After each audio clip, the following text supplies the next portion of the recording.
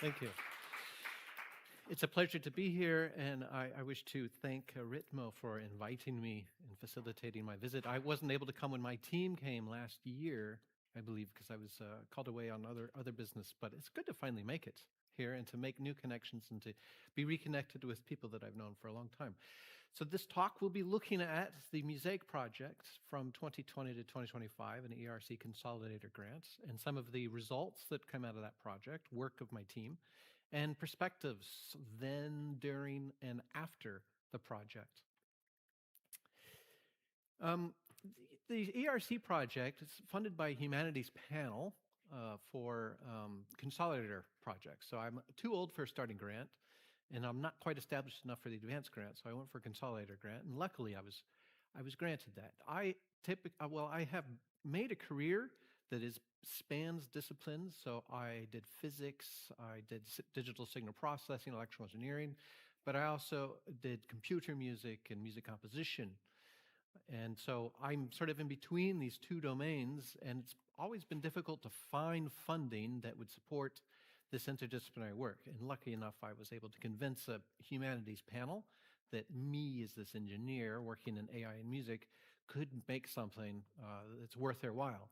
So this project, Music at the Frontiers of Artificial Creativity and Criticism, started in September of 2020, confronting questions and challenges at the frontier of the AI disruption or transformation of music. And at that time, this is one of the slides for my presentation that I gave in 2019. The world had, seen the first AI artwork gone up to auction. This sort of, it's NAF now, this ridiculous poster of a blurry generative adversarial network image created with code that was stolen from a 18-year-old. There's this whole history behind that, selling for $433,000.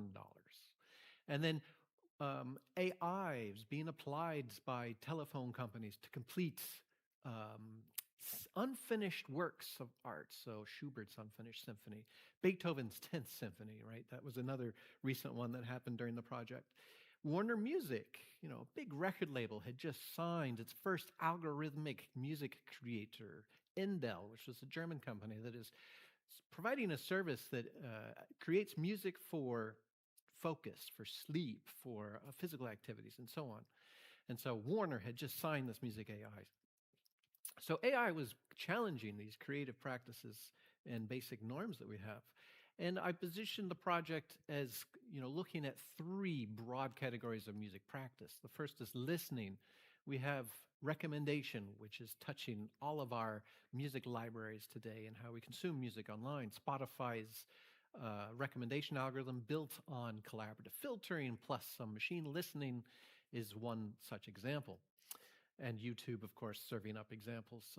Composition and performance was another one. So music generation in 2018 was really starting to take off. This was not at the time of Suno or Udio, those names that we know today of these text prompts to music generation algorithms. But we had Magenta, Google, this huge company, providing a team looking at AI and music practice and art creation. And TikTok had just acquired a UK company called JukeDeck, which was creating music on the fly for YouTube people, companies that needs, particular amount of music that has this kind of feeling with it and this structure.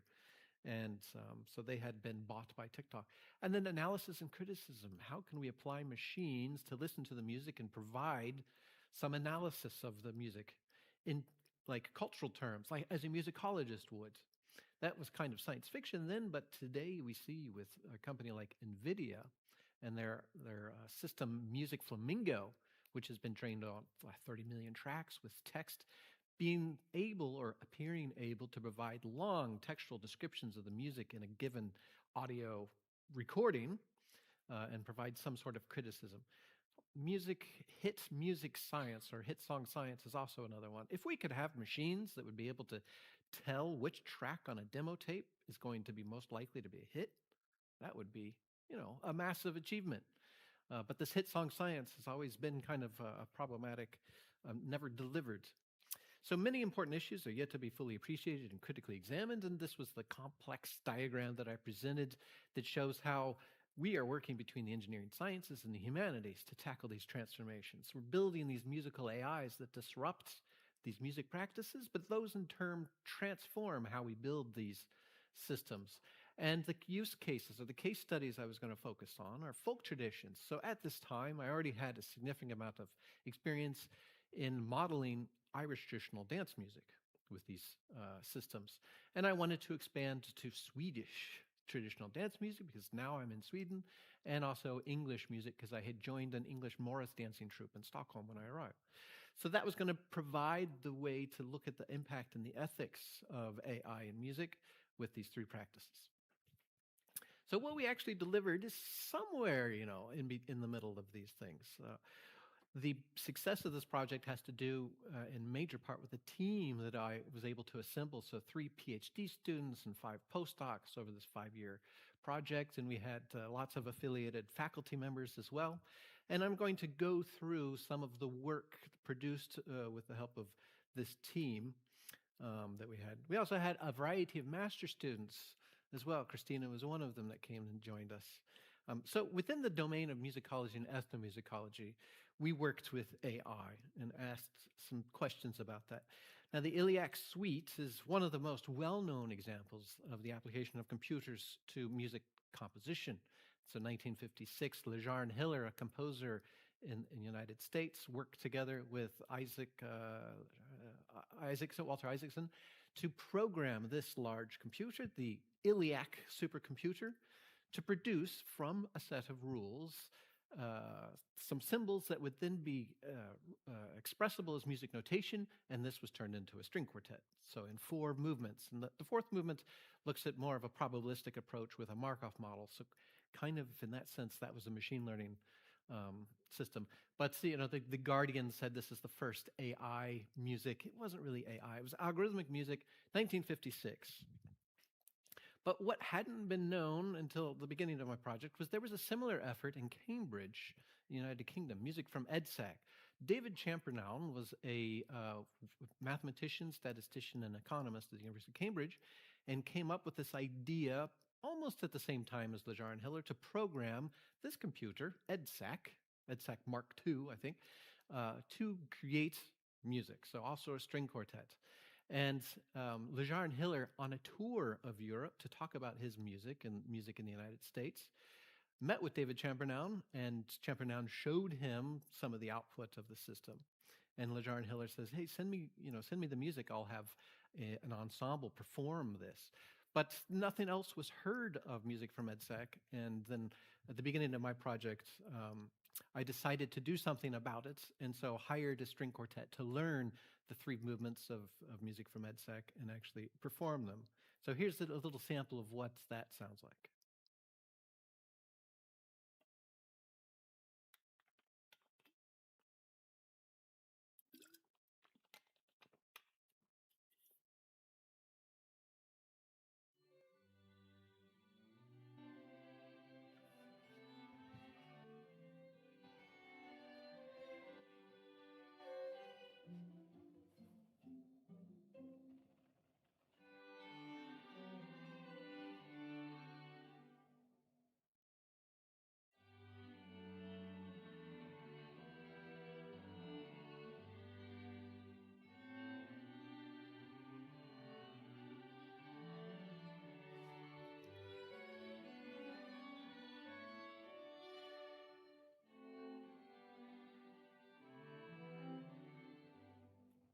So quite conventional string quartet.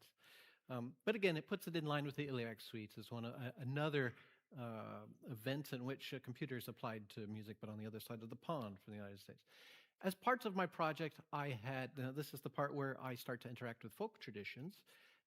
I arranged these AI music generation challenges. And the idea with these challenges is to posit to engineers challenges that would make them think about the music that they're modeling. And so this first challenge in 2020 was, you are going to create an algorithm that will produce double jigs in the style of this collection, this noted collection. Captain Francis O'Neill was a police chief in Chicago around 1900, 1880 something. And he was also an enthusiast of Irish identity, and the number of Irish musicians, traditional musicians that came over, immigrated from Ireland due to problematic conditions.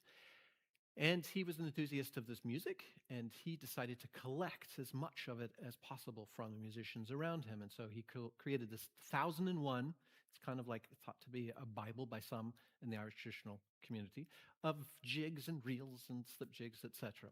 And so 365 double jigs are in this collection, and I posited to engineers work with people in the tradition, because this is a living tradition that still exists today, to build the best system to generate double jigs in the Irish style. And then I hired 4 proponents or 4 experts in Irish traditional music to judge the entries. And so we had 50 there were 7 submissions for the first year, and about 50 to 60 tunes that the Irish musicians looked at and judged and considered which was going to be the best. And so here's a little a video of that exercise in 2020.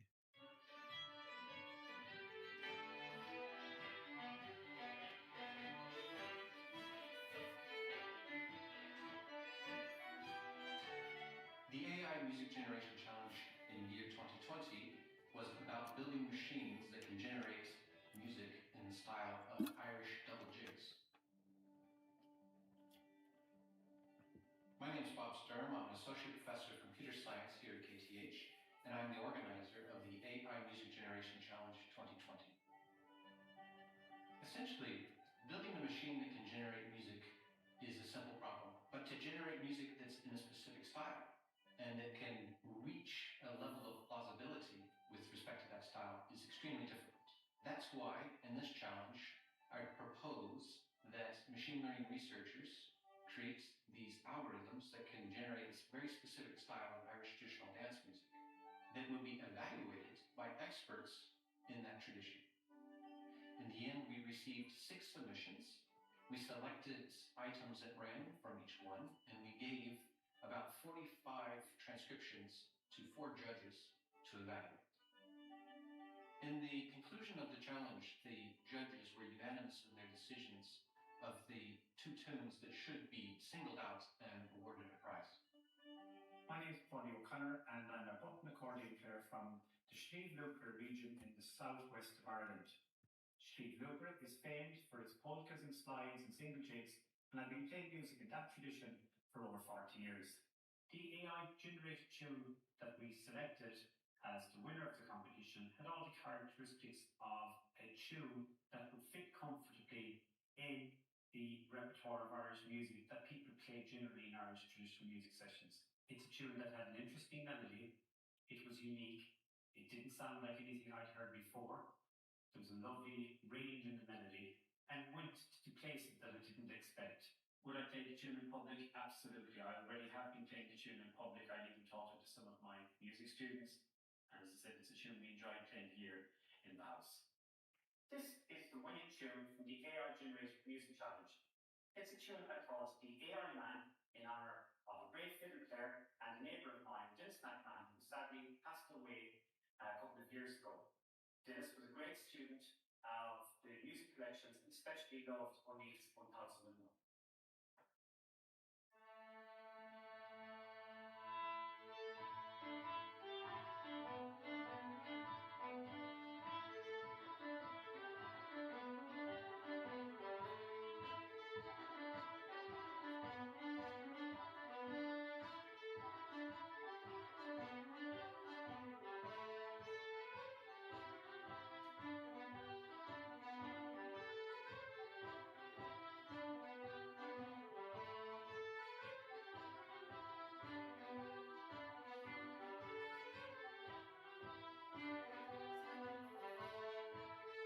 So I'll stop it there. And in the rest of the video, you can hear the second winning tune for that. 2021 also saw a challenge, but this time we came to Sweden, and the focus was on slang polska, another kind of traditional dance.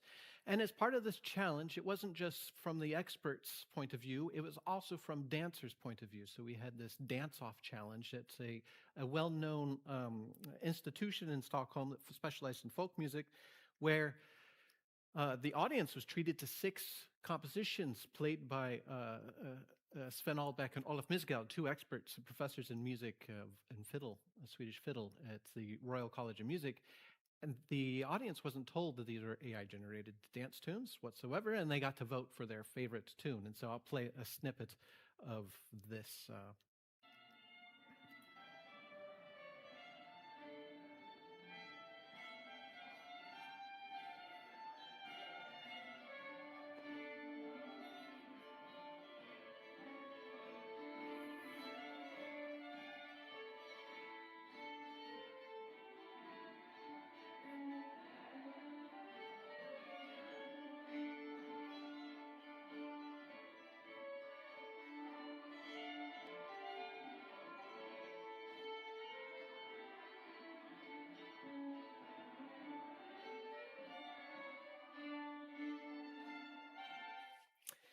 In 2022, we returned back to Ireland, and it was now reels, which is a longer dance form.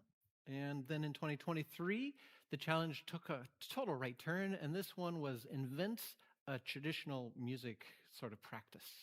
Use AI to generate some sort of invented history, invented folk tradition. And that resulted in some interesting ones, including karaoke with whales was one of the entries that was very nice. Now, with my postdoc, Ken Deganel, we investigated how people would judge these computer-generated Irish tunes based on knowledge that they were AI-generated. So we conducted this experiment where a listener was presented with a performance by Paddy O'Connor, a tune. They would listen to the tune and they would rate how much they liked that tune. And then they did that for the 6 stimuli. And then the next round of the experiments, they listened to all 6 again, but now they rated how likely do you believe that this was generated by a computer? And we looked at how that score is related to the first score. And we had 2 cohorts. The first was a cohort that came to a Irish music summer school, 2-week summer school at the University of Limerick in Ireland. And the second one was later in the year, a semester, a new course of Irish traditional music students took the same test. Now, we saw different effects in both. The liking is on the x-axis. 1 means they don't like it at all. 5 means that they really like that tune. 1 on the vertical axis means not likely at all to be generated by a computer, and 5 means quite likely to be generated by a computer. And we see, or 1 is likely to be generated by a computer and 5 not likely. We see in the first cohort that there is a strong anti-correlation from that. So the more a person liked a tune, the less likely they thought it was going to be generated by a computer. But in the second cohort, we see a much smaller correlation and it becomes inconclusive. And we don't know why that is, but it seems that when we ran this experiment for the general population of people that don't know much about Irish traditional music, there was very little correlation whatsoever. They had no idea all the tunes sounded good to them. But if you're in the context and you share these values of the tradition, then it becomes quite a different thing. So measuring the bias against or for computer-generated authorship or material in creative arts seems to be highly dependent on the context that you're in. Another thing we've been looking at is the ethics of these applying AI technology to traditional music context or music in general. And so with a PhD student, Anna Kaisa, we conducted an interesting exchange that was agonistic dialogue. Agonism is just shy of antagonism, where you are seeking areas of friction to explore what is underlying that friction from both sides. And so we conducted this dialogue back and forth over email over the holiday, where Anna Kaisa was pushing me against applying technology to Irish traditional music. And then I was responding back to that. And so we wrote a paper about this, looking at a variety of arguments for and against AI technology and traditional music.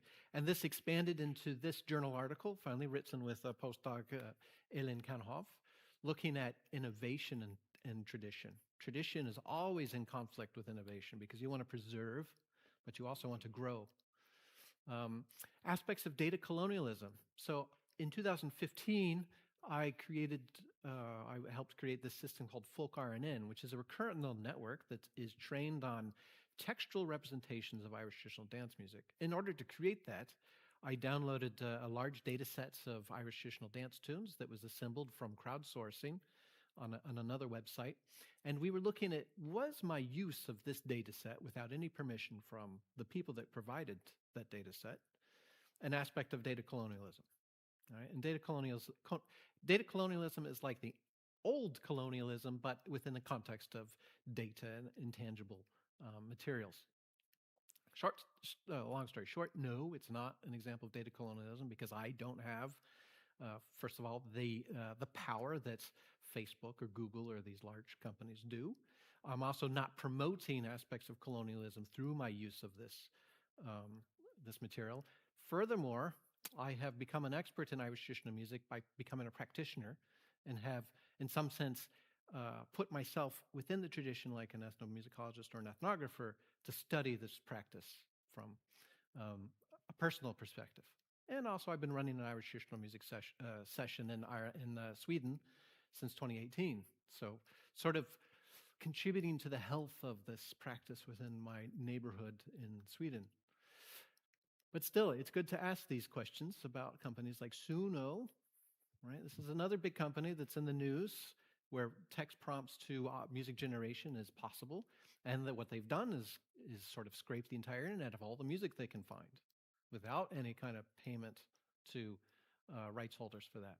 That's quite a different thing than a little academic producing a stupid little website that produces, textual representations, these impoverished representations of music. So we use Suno and FolkRNN as case studies for that. With Rujing, Stacy Huang, who was the first postdoc of my project, she comes from a PhD at Harvard, but she's also from Hong Kong. And we started to look at, there's all these ethical guidelines that are being proposed to work ethically as an engineer. And we see societies, research societies, proposing codes of ethics now, and that involves uses of data, that disclosure of information to participants, a consideration of ethics with respect to human participants, authorship with AI systems, etc. And what we noticed was, AI music technology is being generated or created by a variety of actors around the world. And we have Tencent in China creating, TikTok and AI music generation services. And do the ethical guidelines proposed by a community, in Europe apply to the East? And actually, they don't directly. So in the process of establishing this culturally situated understanding of ethics in AI, we saw some interesting things come out, like human rights, something that me, coming from a Western perspective, right, doesn't question. And I see individual liberty. I'm from the United States. I see liberty, as one of the priorities for ethical treatment of people. You have the liberty to act and do. Well, it's different in the East. Individual liberty sort of takes a backseat to the harmony of a community, that you act not in the interest of yourself, but in the interest of the community you belong to. And so this idea of human rights, right, AI should be developed to respect human rights, all of a sudden faces a challenge from Eastern perspectives and misuse. So these are ultimately fluid and need to be examined in specific cultural contexts. This makes developing an ethics of AI very difficult to apply, not only in Europe, but also in the East. And then we moved our sites to music information retrieval. So this is a domain in which I've contributed a lot of critical work. And we looked at, efforts to diversify data sets in MIR. We need to be inclusive in the data that we're analyzing with our algorithms. And we noticed that it's not enough to say we're going to incorporate music from other traditions in the music we study. Right? You have to look further. You have to consider this interdisciplinarity. You have to consider agonistic perspectives of this. And so this diversification, we argue, is likely to remain superficial.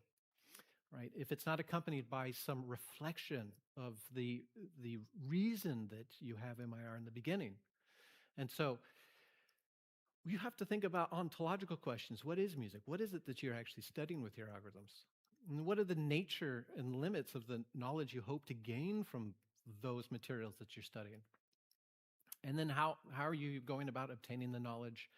And what is it that we consider that is good and valuable about the technology that we build? Is it just because we get better numbers, that we get a publication, we get past peer review, or is it because we're making an impact on a particular user base? So we need a philosophy of MIR. This is my new kind of flag that I'm raising for a couple of reasons. In 2014, I did a survey of 465 publications, and that includes PhD theses and master's theses and journals, pubs, and conference papers on all of the work that has some experiment to do with music genre recognition. And music genre recognition is a flagship problem in music information retrieval. Given a piece of music, is it rock, blues, jazz, what have you? And I noticed in 2014, up until this point, this is the number of publications that we see. We see around 2002, we started to see a major increase in the number of works that is approaching this problem because the data set was made available at that time. And then my survey in 2014 stopped at 2012. The reason I did this survey was because I saw some problems in the experimental methodology of work applying music genre recognition to it. One of the biggest problems is the term genre is never defined. It's never approached with any kind of expertise of genre theory in literary studies or film studies, for instance. And the results people were getting on their systems were, in some sense, the ones that I was reproducing were coming about, the correct answers were coming for the wrong reasons. And so in 2012 to about 2017, I wrote a series of papers saying, your systems that are doing genre recognition are not working like you think they're working. These are horses in the history of Clever Hans, the horse that was merely looking at cues on the part of the person asking a question and tapping its hoof the correct number of times for some mathematical problem. And so all these systems that were being built here, hundreds of systems, hundreds of papers, were proposing non-solutions, in other words. In 2024, we returned to this survey and we expanded it with another 560 papers. So we have over 1,000 publications that have experiments on genre recognition. And we looked at, has any of my critique had any kind of impact? No. Are there any thoughtful approaches? Has anyone started to dig into what genre actually is and how people use genre, why it's important to them? No. In 2023, a colleague of mine, Arthur Flexer, and I wrote, I think the core problem in a lot of the work in music information retrieval is there's no consideration of the validity of the conclusions made from experiments. And so it seems that within this domain, it's convenience over relevance for conducting experiments. It's to get the better number rather than to actually learn something about music and its relationship to people. And so I'm saying we need to develop, to explain the fact that I have had zero impact on music information retrieval. It needs to be explained by a philosophy of MIR that touches upon, well, what do people mean by music in MIR? What are their values? So this is ontology. How are people collected? What do they consider knowledge in this domain? Right? That's epistemology. What are their values that are guiding their choices? So that's kind of ethics. There's also politics involved in this, another aspect of philosophy that I haven't started to dig into. But there's a lot of money in this space, thanks to companies like Shazam and Spotify, right, that rely on music information technology, music information retrieval. People want to be connected to music and information about music. So that's one thing that came up. Now, another thing in 2023, when Suno and Udio and these other companies, there was this growing number of companies seeking to exploit technology, AI technology for music generation. At lunchtime, with my team, our best ideas came at lunch. Somebody said, wouldn't it be funny to analyze all the music produced by Suno as if it's Beethoven? You know, like this is perform a whole musicological analysis of the corpus of music produced by Suno, right? Is Suno the greatest composer that ever lived because it's generated over, 20 million songs now, and many of them are bangers, right? So we laughed at lunch, but then we thought a little bit more about this, and we saw, okay, there's going to be a problem in a few years. We're going to have an enormous flood of AI-generated music. Music information retrieval is going to have a massive problem on its hand because there's going to be all this music audio with 0 listens. Nobody's engaging with it, and so the cold start problem is going to become even colder. And so I assembled this really great team of every co-author I could find around the world and said, let's write a paper for Izmir saying, this is the new domain of music information retrieval, AI, MIR. And it was rejected, but that's okay. We finally got it published to the AI Music Creativity Conference in 2024. And in some sense, it's kind of like the flood is coming. I felt like a doomsday prophet wannabe, saying you're going to have a problem, Spotify and Deezer. Well, Deezer, a few years later now reports 60,000 new tracks a day that are, they say, completely AI generated. And so how are they detecting it, and what's the problem there? So AI music studies, we proposed this domain. We need to create AI music studies, sort of a humanistic response. This is the humanities and social science responding to the engineering. A lot of money is being poured into developing algorithms for generating music. Let's platform humanities and social science. What are the new methodologies that are going to be needed to study all this music? And so some major questions, at the core of this discipline. How can one formally study the AI music ecosystem and its elements? How can AI music and its sources be meaningfully studied and critically engaged with? Where is all this music ending up? And who or what is engaging with it, why and how? What challenges arise when studying this music by applying established methodologies, and what new approaches are needed? How can AI music services and their bodies of work be identified, conceptualized, and criticized in and as culture? And how does one form a canon of AI music? And what are the ethics of AI music? Finally, how should one develop a curriculum in AI music, right? You all are in a musicology department. Are you going to have to teach AI music appreciation, right? To detect the difference between Suno and Udio generated music in some harmonic or choice of instruments or what have you. Maybe that's not even applicable. What about early days of Suno versus later days of Suno? I hope not. So that you have, we organized the first international conference in AI music studies in December of 2024. It was a bit of tongue-in-cheek that we say it's the first because we didn't expect there to be a second. But there indeed was a few weeks ago. And we had a 3-day event of 70 people attending, some online, presenting 27 papers. Georgina Bourne gave the keynote in which she said aesthetics is one of the main areas we need to talk about when it comes to AI music. We had panels after each one of the presentations. We had music performance concerts as well of music that engages with AI systems. And in 2026, we had AI Music Studies, the second edition in Nottingham, and Nanette, Professor Nielsen, gave the keynote at this talk. And stay tuned for the AIMS 2027 announcement. So working with 2 postdocs, Elin and Irene, we've started to look at some of these questions of AI music studies. The first one is a paper that's in review now, looking at 9 particular users of AI music services.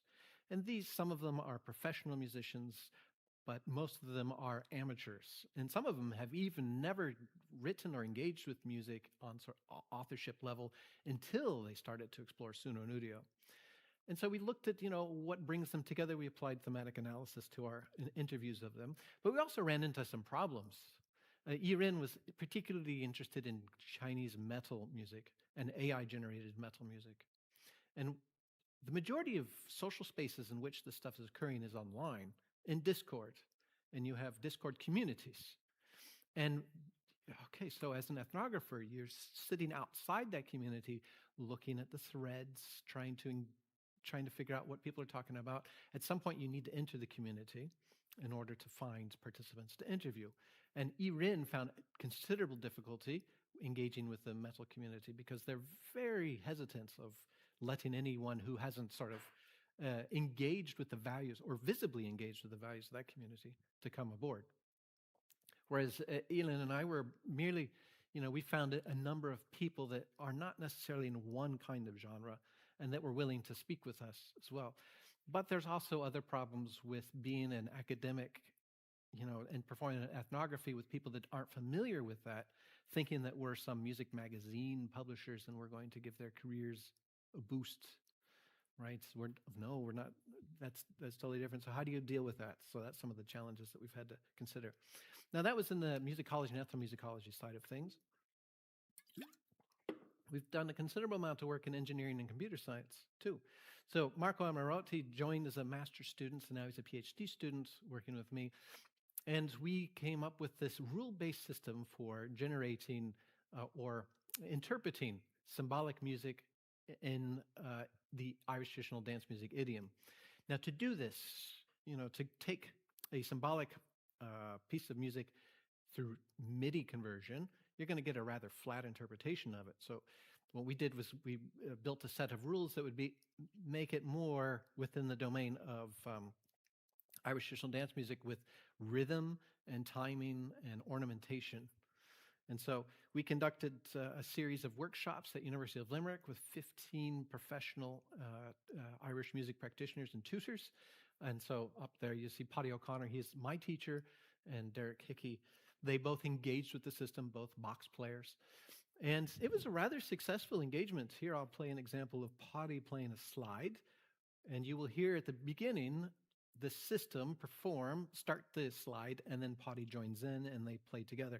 And the system is in some sense interactive. It's listening to Paddy's volume at this particular duration and changing the way it's interpreting the tune, its own interpretation of the tune.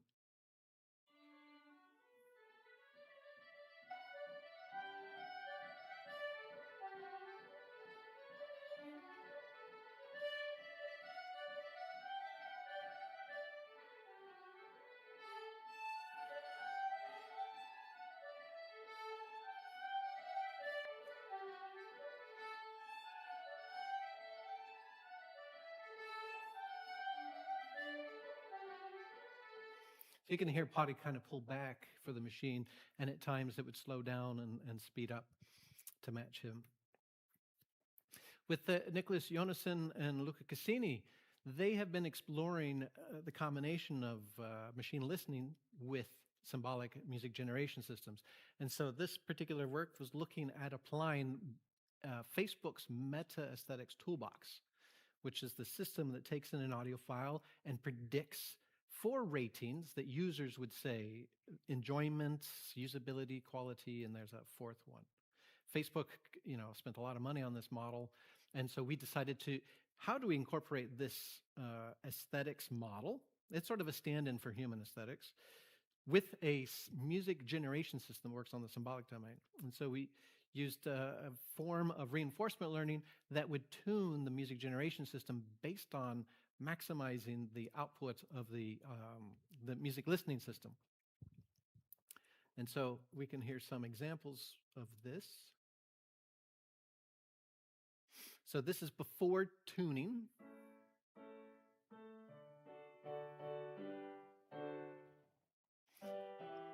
And this is after running SMART for 200 iterations. SMART is the name of the tuning algorithm.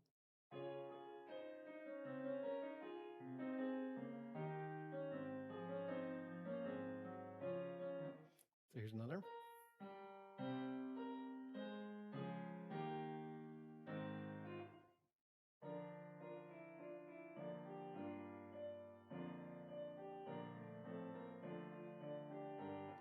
So we saw that people preferred or had a shift in their preference for the untuned versus the tuned model. And we even were able to improve upon the aesthetic score of Mozart and Bach and Beethoven to this system, which isn't true, but at least according to Meta Toolbox Aesthetics. We've also been looking at large language models and how much musical knowledge they may or may not have. There was a well-known paper published by Microsoft that says we see sparks of artificial general intelligence in these large language models. And they provided a series of examples. Music was one of them that we didn't feel was very well done. And so we looked deeper at this. And by and large, we didn't see any sparks whatsoever. These systems are, but still they can be kind of interesting in terms of these zero shot or one shot systems for music co-creation. Joris is another PhD student, and he is trained in opera. So he has a master's degree in opera performance, and he's been working with me through the MUSAiC project as a PhD student. He's interested in exploring the voice using AI. So he's been taking an articulatory vocal model. An articulatory vocal model is one that has parameters associated with the physical characteristics of the voice. So that's tongue placement, that's the volume of the opening of the mouth, that's the pressure of the air, etc. Now, with this quality diversity optimization algorithm, he is having that vocal model producing sounds, exploring the space of its parameters, and these are creating audio examples. And there's this perception model that listens to the voice and says, okay, that's interesting. I like that sound. That's not very interesting, etc. And it has some kind of a loss built in that says, is it good? Is it bad? What's the quality? And then this is built into this loop where it's got this space, parameter space, that is saying, these are the good sounds up here, these are the bad sounds up here. And so the system learns by itself how to sing with this.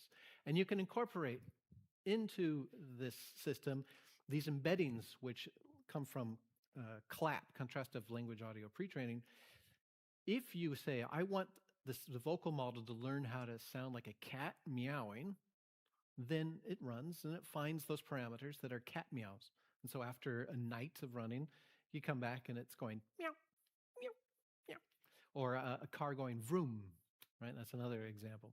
So this is work that continues on, very interesting. What we would like to do eventually is to have an environment that is populated with a bunch of these vocalists.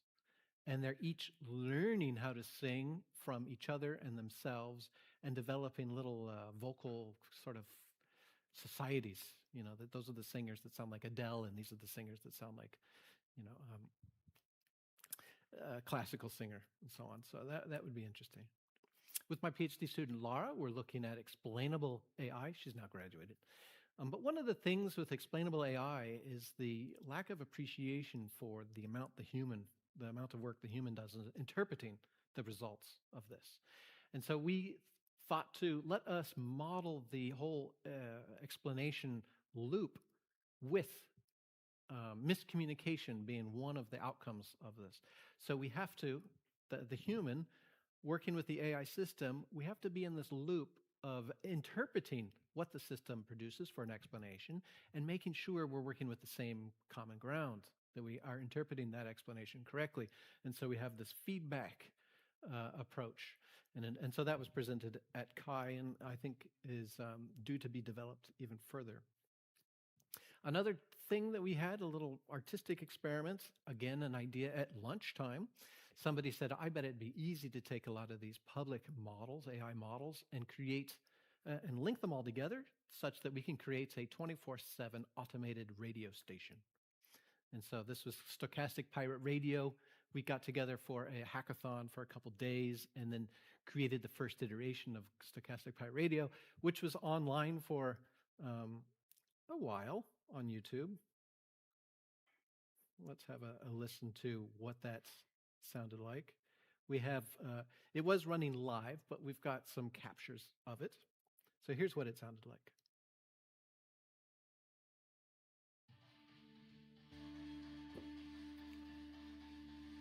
Welcome to Stochastic Pirate Radio. Good evening, listeners, and welcome to another episode of Savoring the Moments on this lovely Tuesday. I'm Anna, and with me is Philip. Hi, Anna, and hello, everyone at home. It's a pleasure to be here once again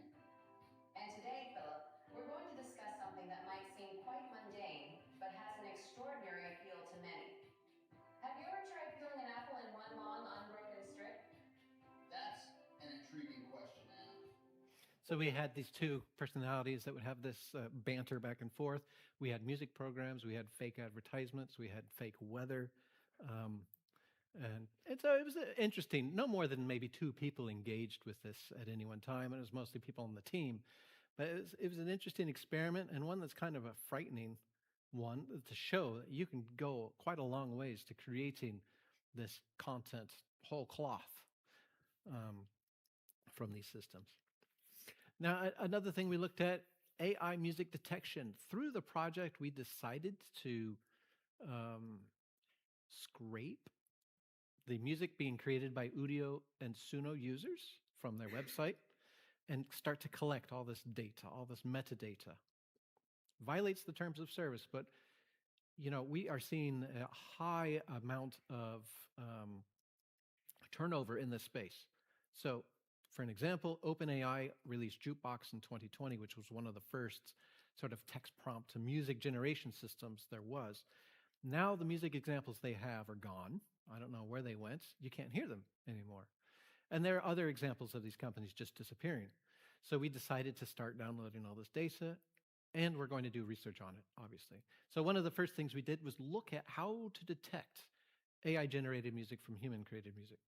This is what Deezer is attempting to do when it says 60,000 new uploads a day are AI-generated. And so we wrote this article looking at these things. Oh, that's the wrong one, but you can see the correct one up there. And one of the results comes from here. So each one of these dots is a music track from our data set. The green is human-created music or artisanal music or what have you. The red is music coming from Udio, and the purple is music coming from Suno. And so this is a highly dimensionally reduced space. But you can see Suno is quite different from human-created music. Udio is closer in some sense to human-created music. And my own ears tell me that's the case. Suno has a particular kind of sound to it that's highly compressed. One of the things we looked at, there are a variety of solutions being proposed for this class. And one of them is EarCamplify from EarCam. So this is an AI music detection system that's having to be retrained every so often when new models come out. Here is an example of music that is Suno-generated music.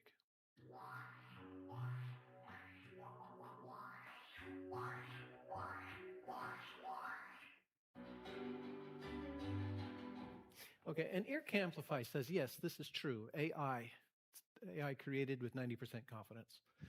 What we noticed was if we decrease the sample rate to 24,000 from 48,000 or 22,000, EarCamplify says, oh, no, it's human created. And so the system seems easy to fool, and it doesn't sound that much different.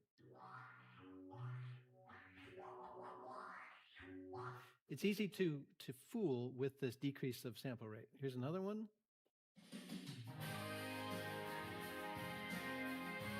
AI generated, decrease the sample rate, and easy to fool. So if you want your AI generated music to be not detected, decrease your sample rate, and then upload.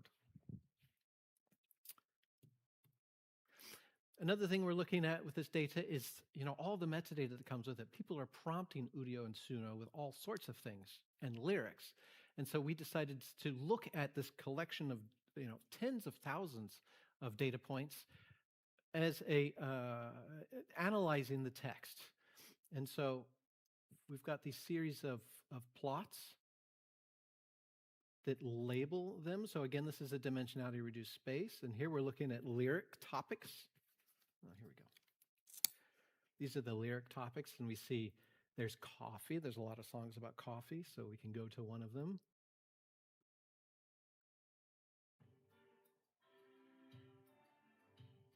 So you can see coffee right there.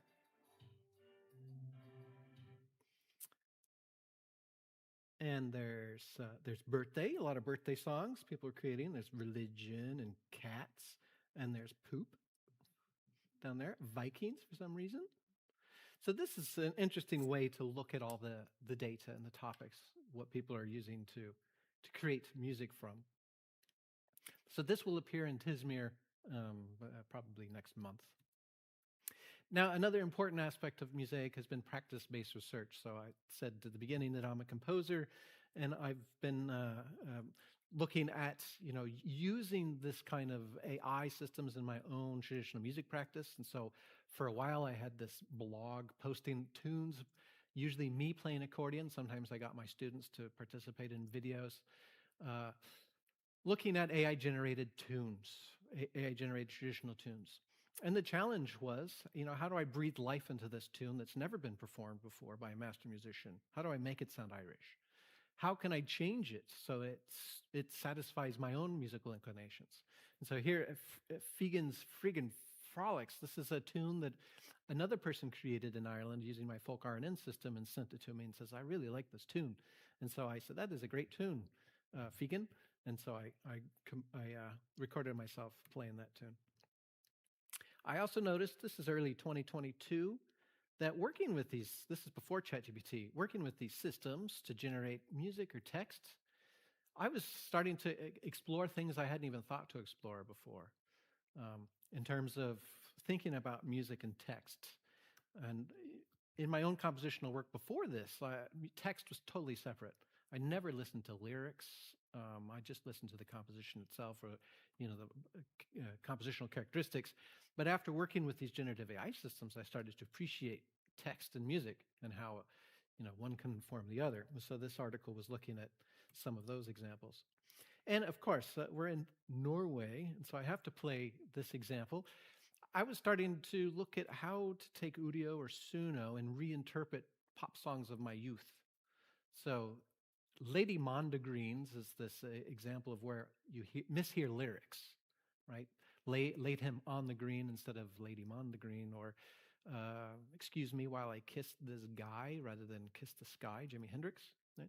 So I decided to take this tune by a well-known Norwegian synth pop band and create a Lady Mondegreen version of lyrics, create a new sort of hit song with Udio, and then synchronize the video to the generated song.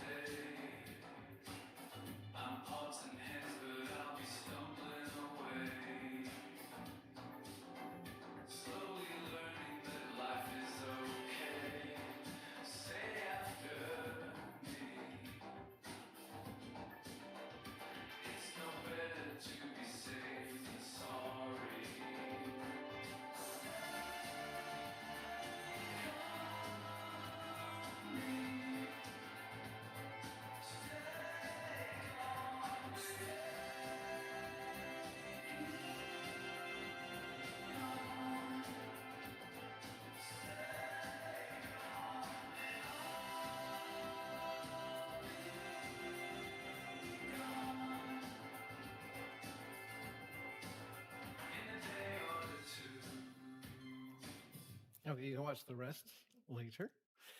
So, in my study of a lot of these systems, I developed an artistic persona called Der Küchenchef that was interacting with the online systems as a real bona fide user rather than as an academic researcher who has sort of made a name for himself being critical.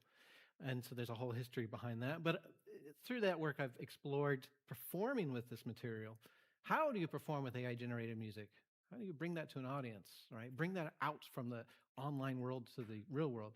So this was an example of in a Viennese cafe, Versthaus, performing with a colleague of mine as Der Küchenchef, in which we made a salad, you know, and according to Alison Knowles, make a salad piece. Music from the spam folder is another exercise where I'm looking at what does it mean to release an album of AI generated music? How do you make that interesting apart from it being AI generated? And so I collided these AI music generation systems with things in my spam folder and created this album. And I'll be in Milan next week at a workshop dedicated to this. So here's an example of one of the tracks to come out of this. One of the unintended consequences of this is I developed emotions for my spammers. I wanted to meet them. They have personalities now. They had stories. Hi, dear. I hope this email finds you well. Please confirm if you get my previous one. I am following up about a profitable business proposal. I believe it will be beneficial for both parties. I believe it will be beneficial for both parties. I do believe. My proposal includes a detailed outline of the business idea and its potential mutual benefits. I am certain that this partnership will be lucrative and successful. I would appreciate the opportunity to tell you more at your earliest response. I believe it will be beneficial for both parties. I believe it will be beneficial for both parties. I do believe. Looking forward to your positive response. So I want to hear more about this profitable business proposal. After composing that, creating that album, I felt kind of rough. I didn't really, I was starting to become more appreciative of the fact of Udio having scraped the internet of the world's music without permission. And so I needed a reset. I also noticed that these systems were unable to produce anything that sounded like unpolished, unpracticed, unproduced music. So to have it output sound of a beginning violin student was nearly impossible. So I decided to contribute back and recorded this entire album of me playing violin. I don't play violin. By ear, my favorite Christmas tunes. And so here is an example of Meditation on a Theme by Elvis Presley.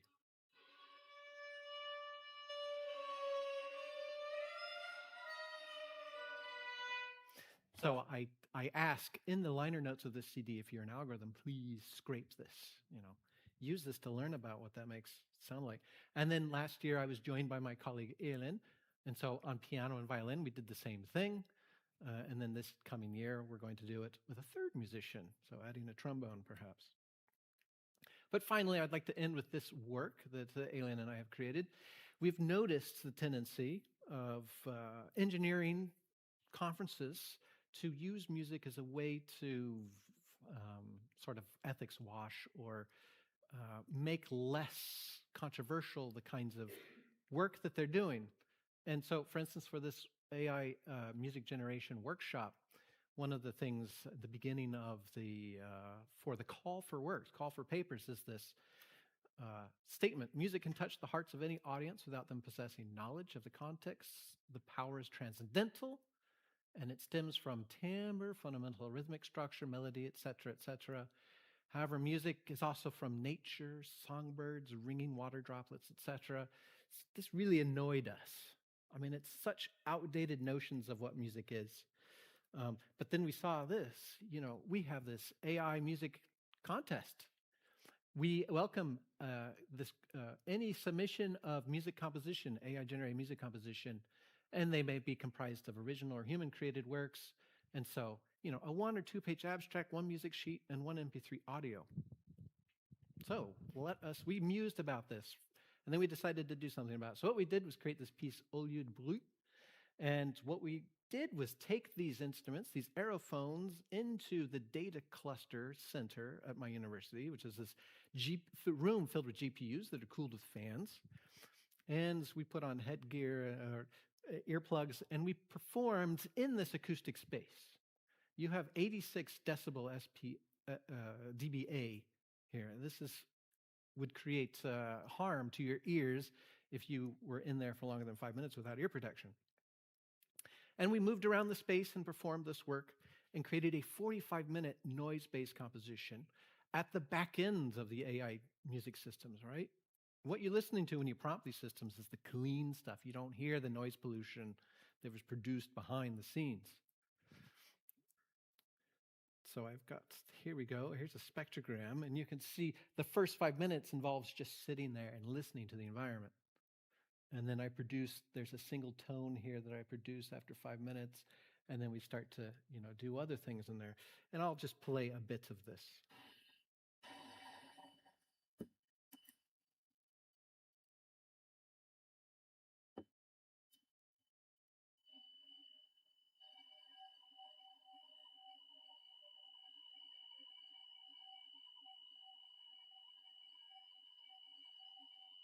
And you can listen to all 45 minutes on Bandcamp.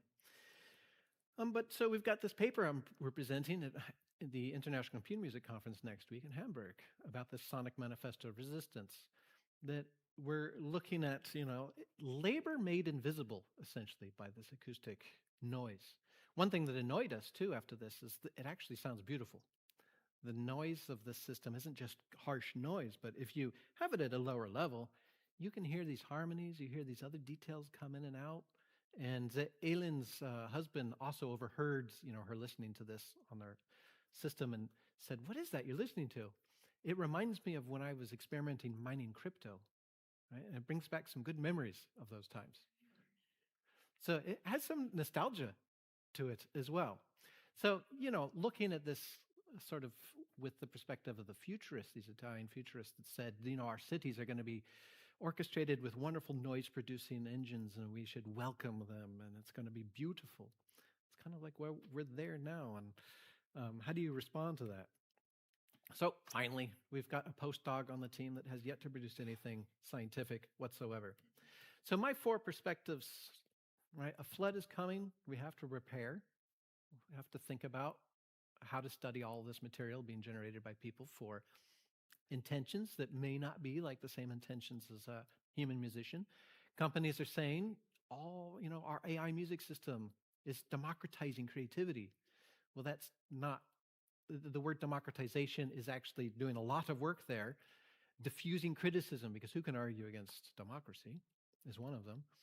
Plus, it's not democracy when we're creating systems that can produce material that competes in the marketplace with other musicians. AI music detection is a very contentious task. It's not a hard-defined line, right? You can have a blend of things, a spectrum of involvement of AI. Just because you're using AI to make music doesn't make it an illegitimate source of music either.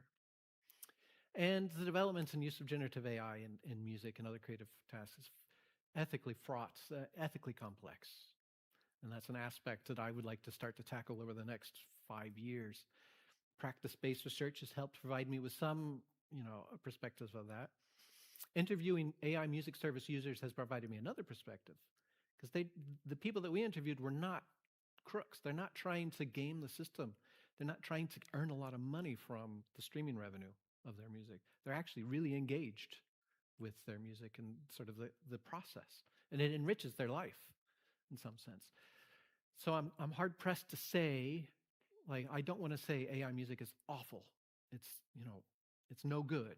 There is some good here. So I need to figure out a way to duck and weave, right, in my own artwork as well with these systems. I think one solution is to go local and use data that I have control over, rather than farming it out to some data center somewhere in the world that I have no control over. So that's one aspect I'm looking at. Well, I think that is it. Yes, and I'm happy to take any questions that you have.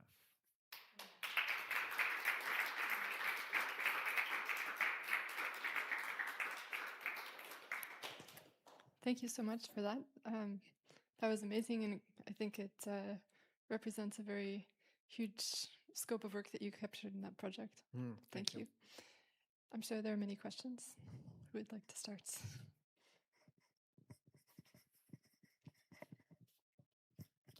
Thank you. It's great to see such a breadth of contact with this question of AI involvement in music.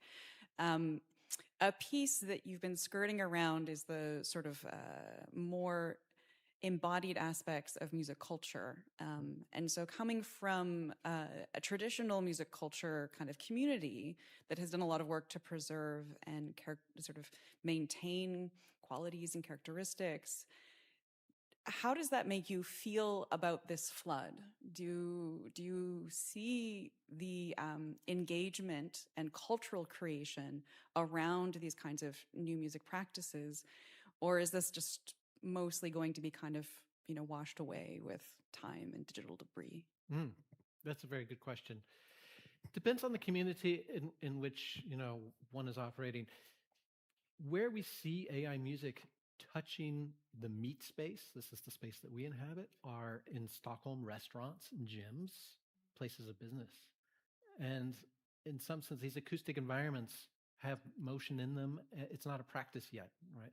But this is where AI-generated music is finding use. And oftentimes that use is by companies saying, we don't owe music licensing fees because we're playing Udio and Suno. I don't think I've seen any kind of music practice per se come out yet. It's still early in that respect, but I have no doubt some will. This, like the sampler, is a technology that some people will find creative uses for. And it's probably not going to be the kind of look at the song I created for my friend who's feeling a bit down, and I incorporated his pet. We do find this hyper-personalized kind of music practice in our AI music service users. They listen to that music a few times and then it's gone. That's very limited engagement, which is interesting. It's like, ready-mades in the sense of, a Duchamp, an avant-garde sort of music approach. But some practices I think will come out of it. And given time, they will become traditional practices. There may be a time where, I hear somebody say, oh, I really appreciated the sound of Suno version 4.4. Right? 4.5 loses that warmth. Good question. Yeah, thinking about the sound of Suno, because I've also been using Suno songs in some lectures to kind of exemplify what it is. And then in the beginning, people thought it was fun, and then at some point, people said, "Oh no, not another Suno song." So it's something about that sound there. That was fascinating.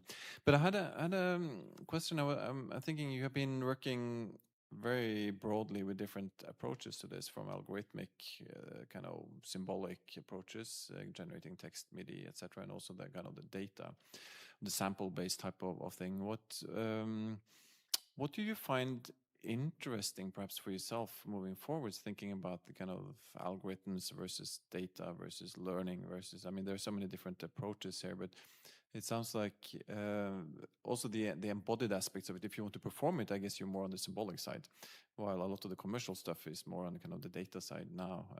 Any reflections on this? I think what's interesting is whether you have a symbolic sort of representation of music or audio representation, learning to play from that representation is really instructive, because you start to realize, okay, I can't play it as it's written on my instrument, so I have to adapt it somehow. And that brings it to the traditional realm more, because in traditional music, oftentimes it's the easiest way to produce the sound, not the hardest way. So for fiddlers, they rarely ever move out of first position. It's always in first position. And for the accordion, they're not going to be doing a lot of back and forth because it's a diachronous instrument or diatonic instrument. So just by learning the music, you start to develop a sense for it, and you start to breathe life into that music. And we did this as an example for an event that I was part of at Dogstuhl with a series of other music information retrieval people. This was when I was a little less critical of Suno, but I created a song for us all to play, and we learned to play it from the audio and then recorded ourselves playing it. And it takes on quite a different character when it's done live. So the AI cover band, I think, is something that's coming to create your song, and they will produce music that is better than the original in some sense. You know, you think about ABBA cover bands, and it's sort of inferior oftentimes, or completely different from ABBA. It can never equal the real thing, but an AI cover band, I think, can promise to exceed the original. That's something I would like to explore too.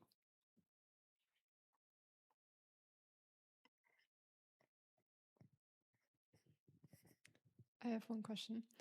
So you started the talk by kind of presenting what the world of AI in music was like when you started your project. And quite a lot changed in the context in which the project was being done, as it was being done. So how much of what happened since 2020 was surprising to you, given where you started with this? All of it, I would say. I didn't think that Suno Nudio would be possible for 10 more years. Really? And one of my PhD students was like, Bob, just wait 6 months. And it was incredible. I think, okay, maybe the most surprising thing I've seen is not to do with music, but it has to do with the public's embrace of large language models and these chatbots produced by Google and OpenAI. And people are using these things so uncritically, and they're using them in ways they're never meant to be used, like searching out facts, right? And they're forgetting to use Google, and that's really concerning me. So that's been the most surprising thing. And the scariest thing, I'd say. And the rate at which national organizations like governments or the Pentagon involves these systems in their day-to-day operations. That's something I didn't think I would see. So I think that AI literacy is something that needs to be developed immediately everywhere. Sorry to end on that dark note, but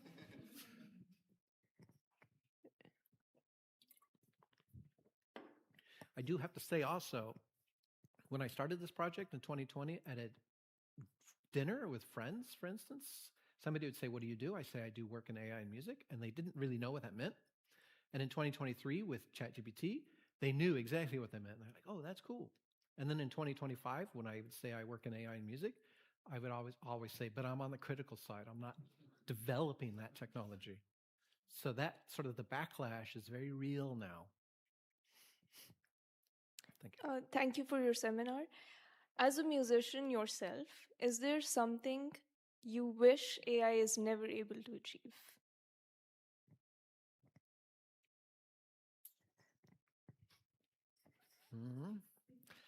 I don't know what my being a musician has to do with that, but I think I get the tenor of your presentation.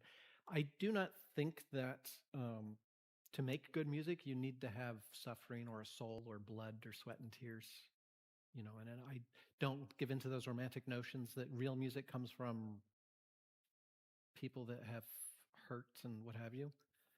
I think that's a rather romantic, outdated notion.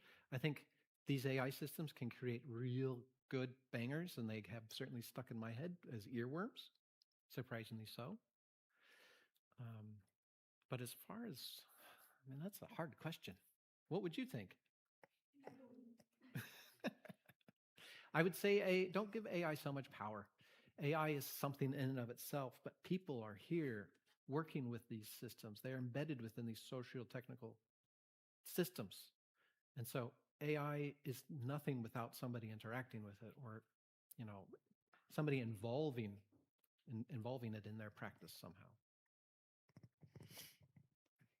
So there's also a question from the remote audience. Oh, there's a remote audience. Yes, there is. So the question is, thank you for a great presentation.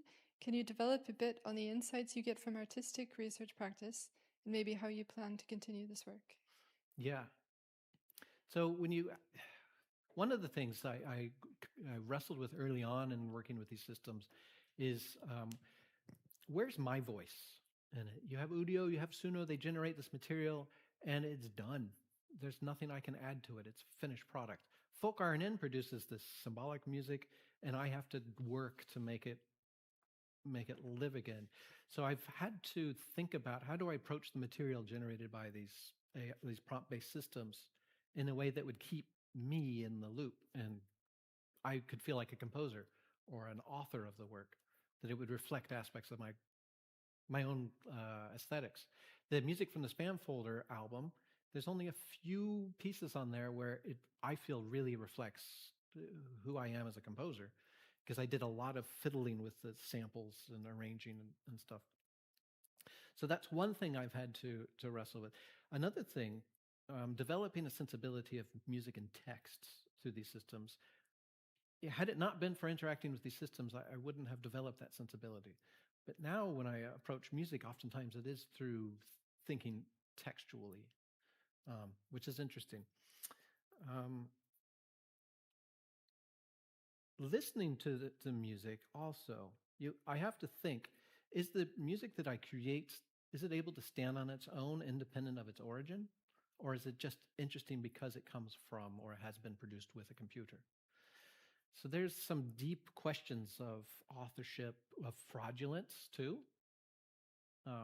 That's always plagued me as a non-classically trained sort of composer, that I have not been able to, that I'm not able to look at a score and hear it, right? That I find it very tedious to sit at the piano and write out the notes, because that also leads to feelings of being a fraud or not being able to produce music that's worth listening to. But at some point in my artistic career, I decided I'm just making this for myself. I don't care if anyone listens to it. It's a part of my life history. So there's a lot of interesting personal questions that come up through this. And in one of these papers that I wrote last year, reflecting on the albums, the music from the Spam Folder, and A Difficult Christmas. By the way, A Difficult Christmas comes, the engagement with the violin, my first instrument was a violin at 7 years old. And I remember going to the violin teacher with my father, and the violin teacher telling my father, your child has no musical ability whatsoever. So I recommend he goes into sports or something else. So I gave up the violin, only to take it up 40 years later and release an album of it. So screw you, music teacher. So there's a whole variety of personal battles in this music that you struggle with. And that adds knowledge to other people that are interacting with these systems.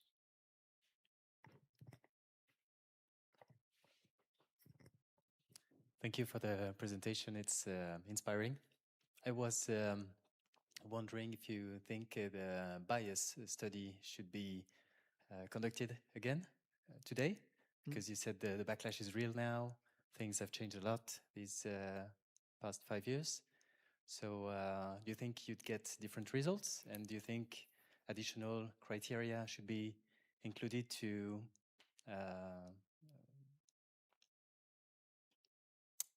should be included? And which? Yeah, so that's an interesting question. As consumers, we want to know what we're consuming. And so to know that a particular piece of produce is not genetically engineered or doesn't use pesticides is kind of important in guiding our choices in the marketplace. And some people have said you should label your AI-generated music as being AI-generated so that you can make a choice of whether you're listening to human-created music or not. The bias is definitely going to be a problem. We all value things for reasons that are separate from the artwork. The Mona Lisa is a very good example. This is the most famous painting in the world, not because it's really good or really exceptionally beautiful, but because of a story that it was, it's been stolen several times. And that led to its fame, its infamy. And then there's other notions of, the Louvre saying, we have the Mona Lisa, come look at it. Crowds go, Instagram posts, etc. All of these add to our perceived value of this artwork. And so it's the same with AI generated music. There are times I have to catch myself thinking a text that I'm reading that has been, that's for peer review. It sounds ChatGPT, but I don't know. It's that good? No. And am I to say, okay, reject because it sounds like ChatGPT? No, I have to engage with the ideas in the paper.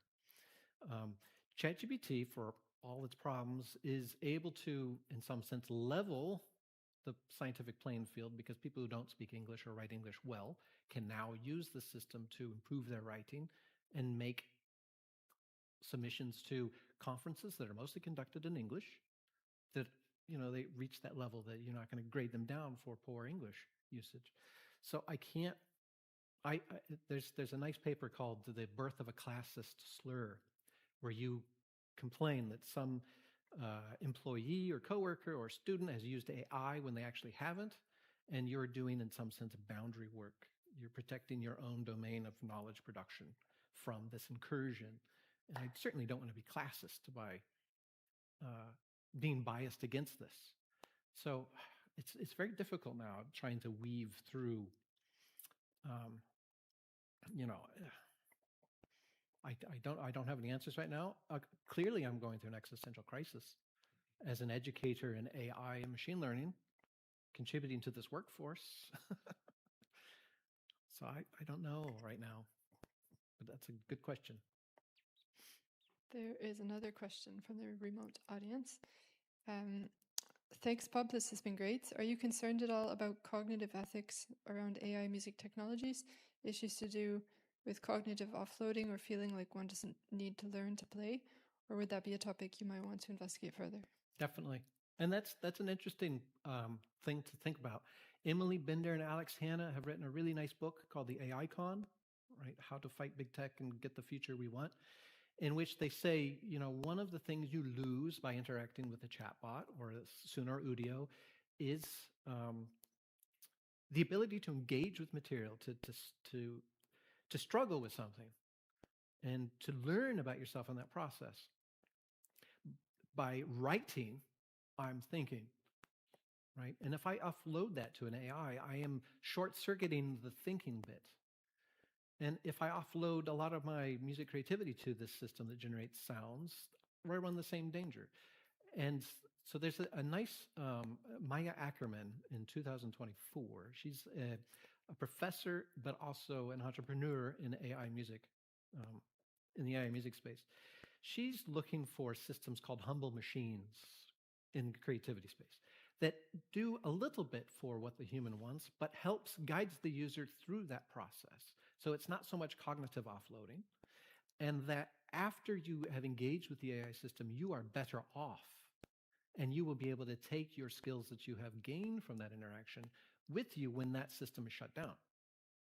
So I think that's a really productive way to think about it.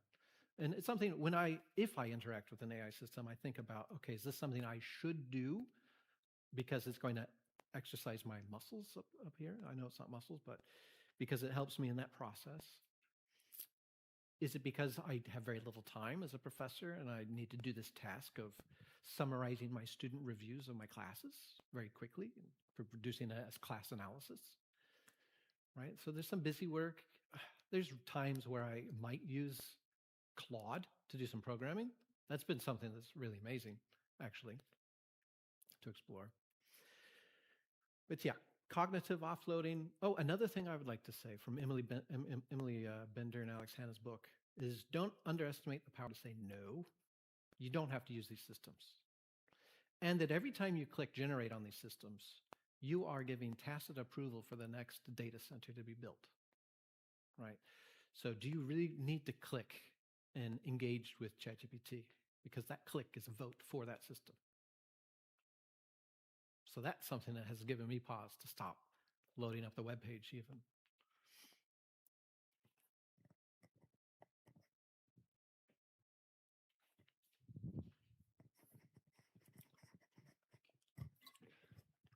Thank you for the very interesting talk. I have a question regarding the relationship between musicological theory and AI. So it seems to me that these AI systems, either generative or recognition systems, are stopping at tonal music, whereas we know that there are many atonal music theories like Schoenberg or Xenakis or Smalley's spectral morphology developed afterwards. And many of these new musicological theories are sort of closer to AI in my understanding, like mathematical modelings or like spectrum images. But they seems to me that are not being adopted in AI systems a lot. So would you would you have any comments on that? And would you think these newer musicology theories can benefit AI, or AI can benefit musicological theories in any sense? I think the exchange can be both ways. I also think that music theory plays very little role in the development of music information retrieval. Yeah.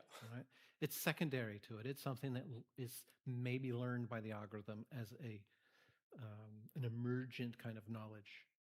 A lot of the technology that's been developed for music information retrieval is focused on popular Western music too, which uses a very limited kind of palette of chord progressions and forms, structures.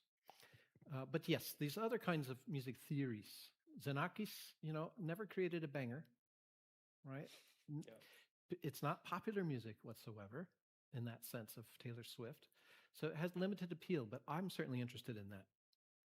And I have a master's student now who's looking at the problem of score following, where you have a machine that's listening to a piece of music and is able to identify where in the score you are. But for Morton Feldman's music for 4 pianos, where you have 4 pianists playing the same sheet of music, but at their own tempos.